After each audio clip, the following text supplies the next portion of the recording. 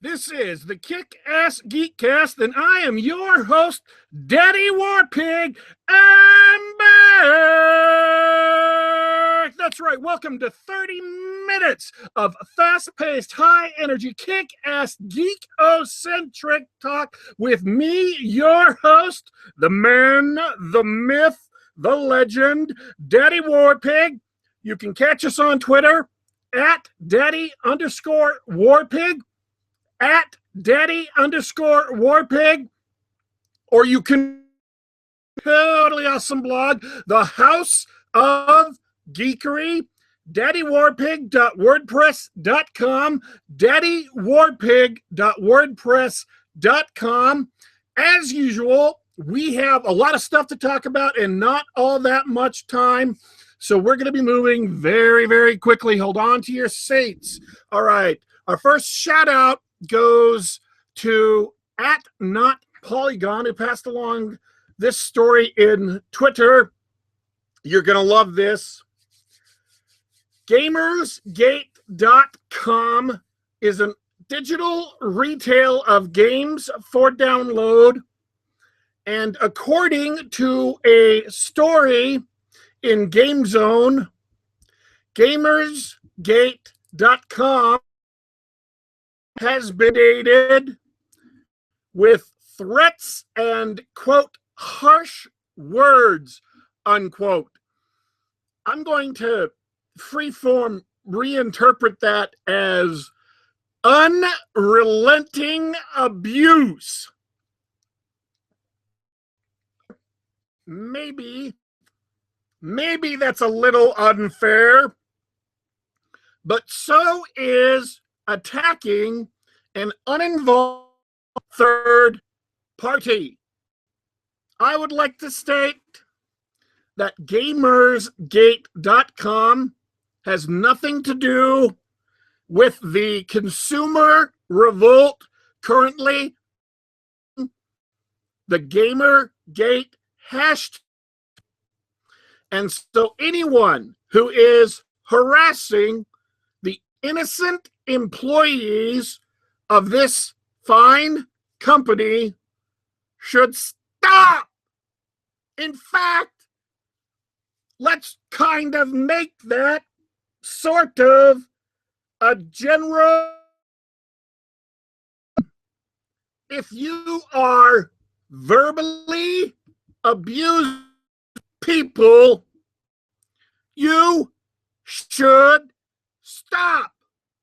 Not just innocent third party, but maybe consider not abusing anybody.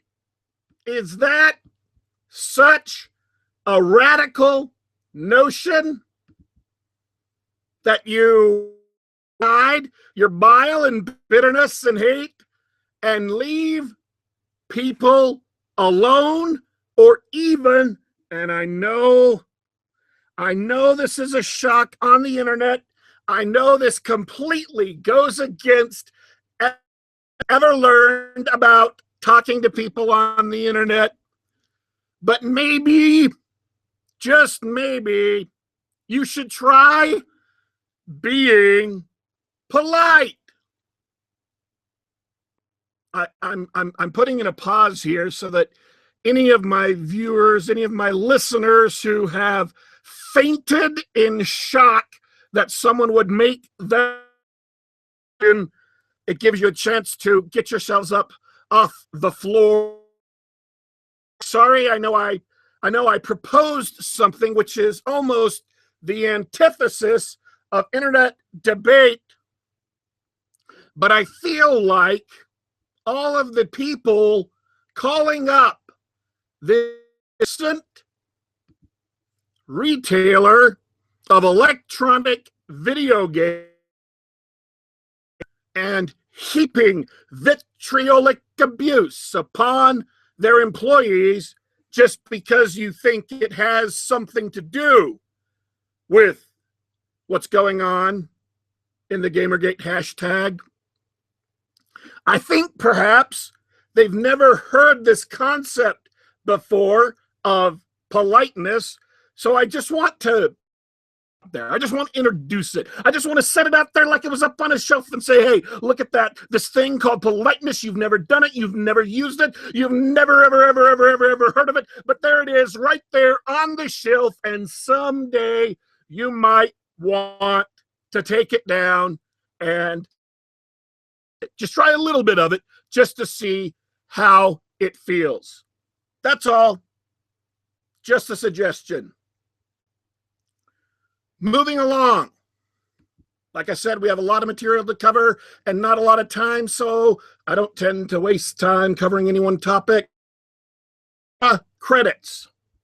Someone tweeted and asked if I would be willing to comment on the extra credits situation. They sent me a couple of emails after I requested they do so. Our email address here, by the way, is daddy.warpig@yahoo.com. You may sense a theme with the internet addresses we use. That's not an accident. My problem with this, I would love, nothing would make me happier than getting up here on the air and giving you a long and detailed monologue about exactly what they've done and exactly why it's terrible and exactly how betrayed I personally feel. I can't do that because this is not an insult. This is just the truth. I had never heard of extra credits before before the news broke that they had come out as anti. So I don't feel any sense of betrayal. Moreover, I try to opine on things that I know something about, and so I can't discuss extra credits with any kind. I know that's embarrassing. Here I am, an internet talk show host, refusing to do one thing, which is most of journalists, opinion columnists, and TV news anchors, which is to open my fat yapper and opine on something of which I have no knowledge. And I used to do that because they do that all the time. I think it's a requirement to graduate from the Columbia School of Journalism now, that you raise your right hand and swear to opine on subjects you are utterly ignorant of. I don't know why they put that in there, and I haven't gone back to the school to check to make sure. I have only deduced that from the behavior of reporters and talk show pundits and talking heads over the last decade. In point of fact, even had I not had a decade's worth observing this, just joining in this consumer revolt would have proven it to me. Because how many times have we seen people writing news stories deliberately or accidentally that spread nothing but nation? So I can't opine on something I know nothing about, unlike extra credits, who went ahead and opined on something they know nothing about. Now, I don't know why they did that. Again, unless they took the same oath to ignorant jabber that all of these other people have. I don't know why they did that, but they went ahead and did it anyway. And their fans are upset and their fans are hurt, and that I can speak about because I've had their fans come to me and say, hey, we're upset, we're hurt, we cared about these people and the videos and the information, and it was awesome. And now they've gone ahead and ruined it. And it wasn't just a statement yesterday. Apparently, they've continued making statements today. One saying Gamergate will never do any good. Well, you already know my opinion on that. We've already done some good. I listed 8 and 9 reasons of them a couple of days ago. And we're going to continue doing good because we are committed to, if not ending corruption in games journalism, at the very least, chopping it back to where we as gamers can enjoy reading stories about upcoming games and reviews about just released games without wincing in pain from the absolute crap they're trying to feed us. Even if we can't make it perfect, we can at least chop it back, and failing that, we can damage or discredit sites that refuse to behave with minimal human decency. No bribes. That is some good that we are doing and have done and will do in the future. So the host of Extra Credits, who says that Gamergate will do no good, is wrong. He is opining in ignorance. Dan Floyd is the one who made that. You're wrong. I'm right. Live with it. But wait. More.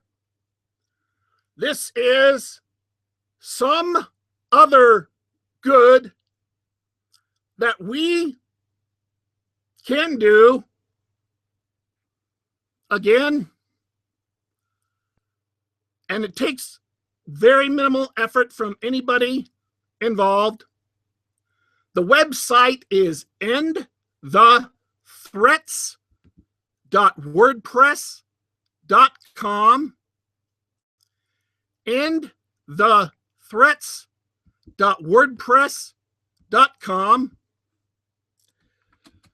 This is a site which has contact information. It's not asking for your information, and it's not asking for money. It's not asking for you to do anything other than read this information and decide what you're going to do about it.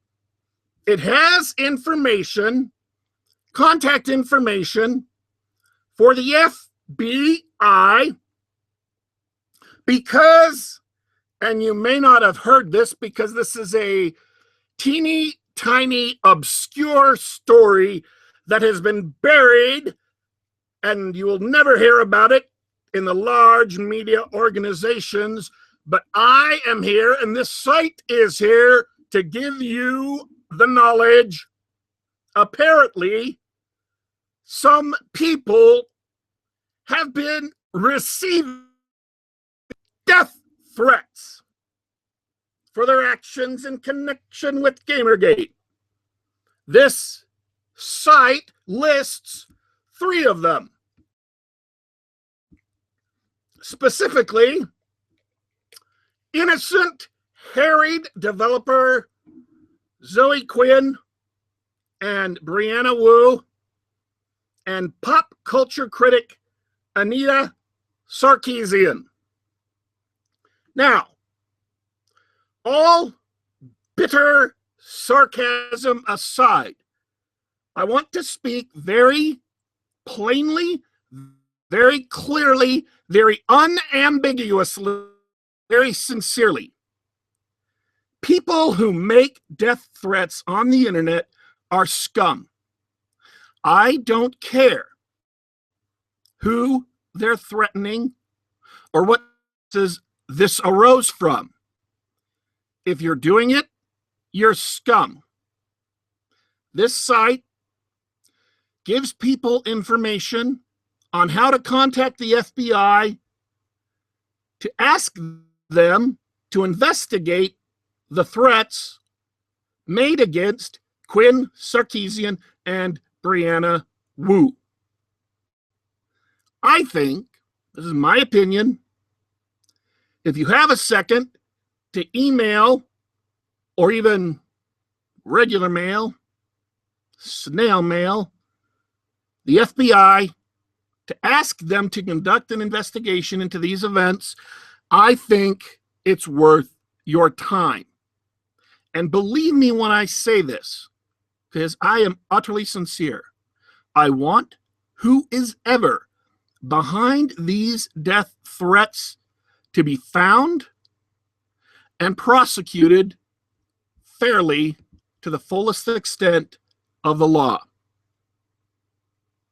I extend that same hope and belief to anyone making death threats, either to those involved in our consumer revolt or to those on the other side, or even neutral third parties.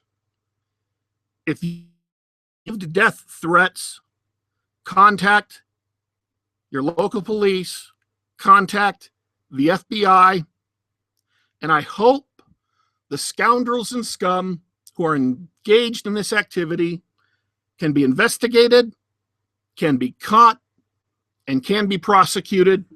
That is the optimal outcome from my point of view. I wholeheartedly condemn harassment and death threats, and I hope that we can, again, if we can't utterly eliminate them, I hope we can reduce them. The site, once again, is endthethreats.wordpress.com. Encourage the FBI to do what they can. If the FBI is dismissive or reluctant, and you're American, consider contacting your local congressman or senator to say, these are death threats being made. We should investigate, because they can put pressure, congressmen can put pressure on the FBI to take up an investigation they might otherwise be reluctant to take up for whatever reason.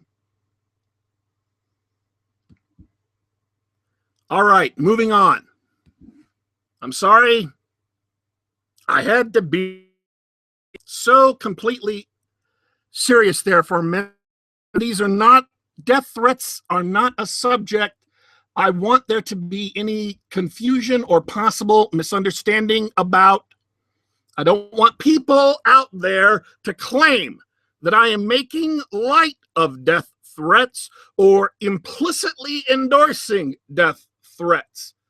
So I have to, it is one of those subject areas that has been removed from humor, because at this juncture, with the pressure that has been brought to bear from unscrupulous media organizations and either people who are ignorant or people who are malicious, who have added to this stance of panic, they have made it so that there are some things you can't and shouldn't joke about right now. And for me, I have decided that death threats is one of them. By the way, a certain it has been made known on the internet that a certain public figure blamed Gamergate or the people therein for creating an aura of fear, a miasma that is filling the internet. I would like to say that the only people who are frightening women, girls, away from jobs as computer programmers, jobs in the video games industry, or making them afraid for their lives should they speak out, the people who are doing that are those who are repeating baseless threats, repeating false threats, and even using Photoshop to falsify threats, which is that's scummy. I mean, come on, really, people? Don't you know that? Do you have to be told that? Do I have to sit you down this in small words to Photoshop a death threat that is fake, that was never made, and then to attribute that same death threat to someone else in the interests of damaging their reputation or slandering them, libeling them, is wrong.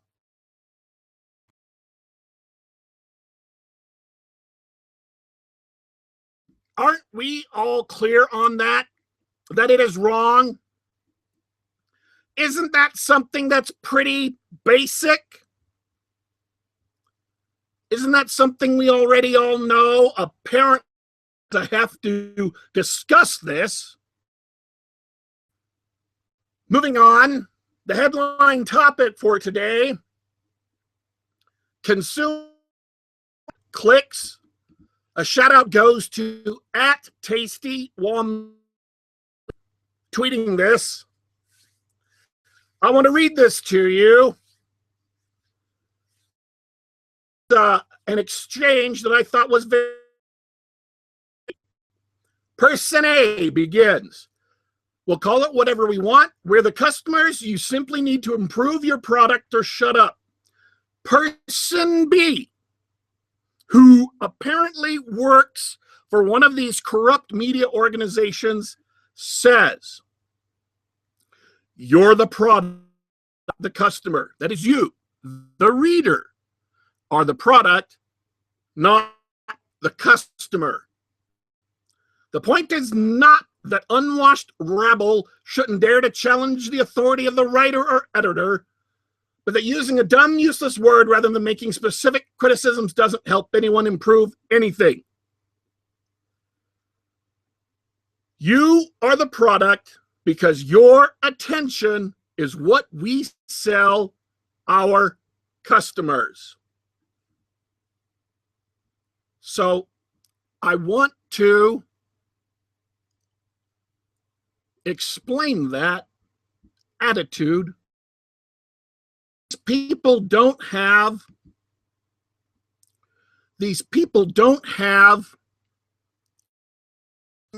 most of the time, or if they do, they're only for a minority of users. And so the way they make their money is through advertising, and that's who they have come to view as being their customer base, is advertisers. What they need are clicks and page views, so advertisers will get them money. And your desires, your needs, your opinions don't matter at all. You are rats busily thumping a lever in a Skinner box to get some kind of reward. The Skinner box is how they view their own websites, not as something to entertain, not as something to inform, but as something to provoke you into clicking. That's it. They don't care about quality content. Those who subscribe to this view, and I'm not saying it's universal, they are a relationship with their fans. All they care about is provoking you to click. I believe this is a fundamentally bent, perverted view of the world. Because, and I realize that I may be in the wrong age of humanity for this position to make sense. I believe that laborers, be they carpenters, be they policemen, politicians, or games journalists, I believe that they have certain functions that are attendant upon their role as a politician or a games journalist or a policeman or a carpenter. And that role exists to provide something for other people. Your job exists to give something to other people. It is a form of service. In fact, shockingly enough, we use the actual word service all over the place. Customer service, food service industry, even an auto worker on the line is performing a service for the person who eventually purchases the car. Your job as a writer is to perform a service for your readers. You write so that they will be educated, so they will be informed, so that they will be entertained. That's your job. That's what you do. And if you have lost sight of that, you have lost sight of the only reason you exist. You have lost sight, fundamentally speaking, of the only reason you get paid. And these sites that have turned themselves into nothing more than funnels for advertising, who completely have nothing but disdain for their customers, will sooner or later have problems. And in that day is now. You can see, can't you? We've been asking ourselves since day one, why do they have such contempt for us, the audience? It's because they don't care what you think. Seriously, their job, as they see it, is to get you to click. And they do bullshit to get you to click, like BuzzFeed's headlines and listicles and misleading. All right? Their job, they think, is to trick you, to con you into clicking. Because as soon as they con you into clicking, they get paid.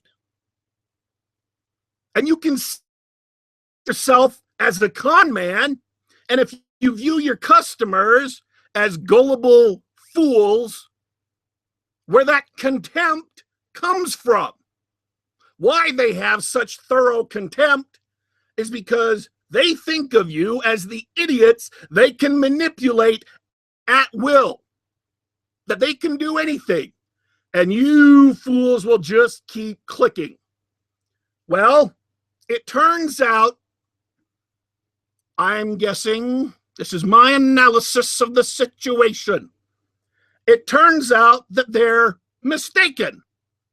It turns out that there is a limit to how much abuse we as readers will take, and they reached it and went past it and are now receding into the distance like the Starship Enterprise. That loud burst of light that happened 2 months ago was them going to ludicrous speed with the contempt and the sneering and the abuse. I don't think, again, my opinion, if your business model is built on tricking people to click, when those people stop clicking because they've gone away, doesn't that possibly suggest that something very, very bad has just happened to your business model? And we as consumers who want people to engage with us as human beings and not as rats in a Skinner box, we're waiting for somebody to wake up and say, I'm a writer. I have an audience out there. Maybe I should start writing for them. I'm your host, Daddy Warpig. This is the Kick-Ass Geek Cast. We are available in blog form at the House of Geekery, daddywarpig.wordpress.com. Send me something on Twitter, follow or whatever, at daddy_warpig. Subscribe to the YouTube channel. If you like this show, if you want other people to listen, subscribe to the YouTube channel and send the link out. Our show is 30 minutes of fast-paced, high-energy, kick-ass, geek-ocentric news and commentary because we're awesome. Thank you for tuning in at 7 p.m. Eastern Time tomorrow. I, your host, Daddy Warpig, will be back.